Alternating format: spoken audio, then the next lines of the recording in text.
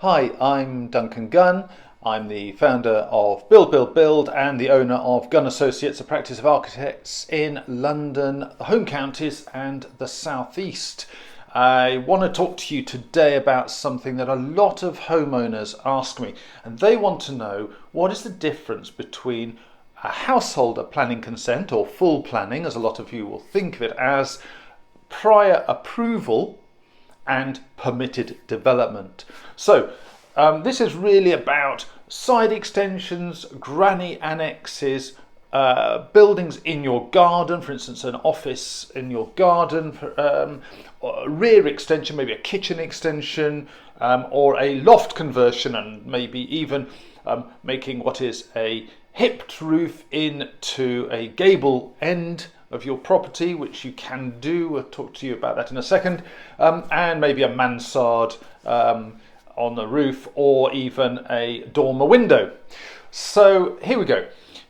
Permitted development means that there are certain rights that you have as a homeowner to extend your home. This is what we're focusing on. There are other permitted development rules for more commercial owners, but for you this is about how much can you extend your property without the need for planning permission. So you are allowed to extend your ground floor out to the back of your property a certain amount. Now I will drill down into this in another video, but I just want to tell you the differences. So permitted development, you have rights. You don't need planning permission for those rights. The whole idea is the development is permitted.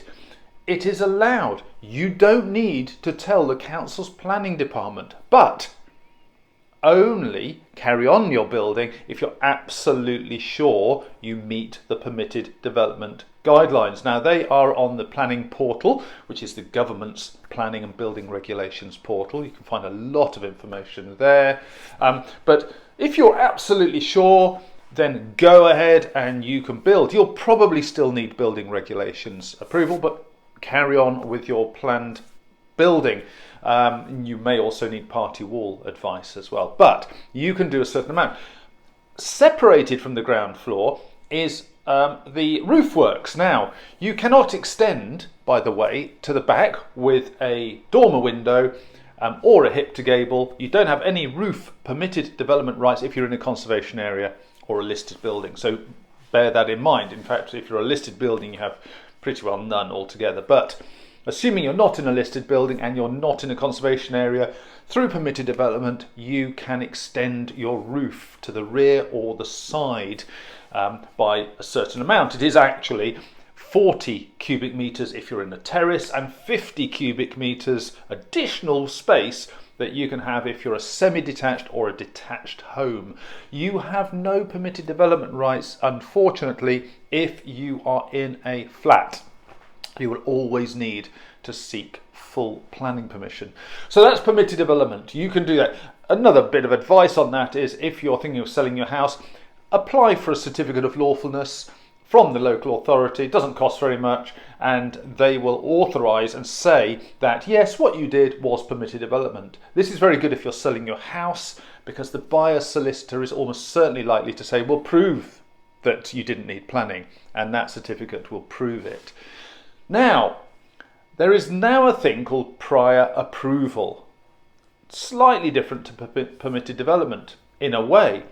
What prior approval applications do is they are looked at and scrutinised by the council, and then they will tell you whether your development requires planning or not. Now it's slightly different, because prior approval applications are required for certain developments. So let's say, for instance, you have the permitted development right to extend your ground floor kitchen out by, let's say, 4 metres. You're in a detached house and you can extend it out 4 metres from the line of the original building.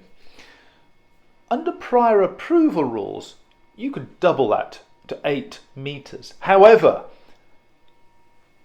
unlike permitted development, where you can extend 4 metres without the need for planning, under prior approval rules, you have to apply to the council. It's not a planning permission application. You have to apply to the council and notify your neighbours. Those neighbours have a certain amount of time to make comment, object if they want to, and even if they object, the council then scrutinise it further. If your neighbours do not object and the council has no objections from the neighbours, and you satisfy the normal permitted development rules of materials, height, volume if necessary, and so on, then you will get a prior approval notice, which means you can build it again without full planning. So it's like permitted development, and then prior approval is permitted development heavy, if you like. You can do more with it, mostly on the ground floor for houses. There aren't additional prior approval rights for loft conversions nor side extensions. It's really talking about the additional distance you can go into your garden. You've still got to meet the permitted development rules, but it's an extra scrutiny, but you can get more out of it.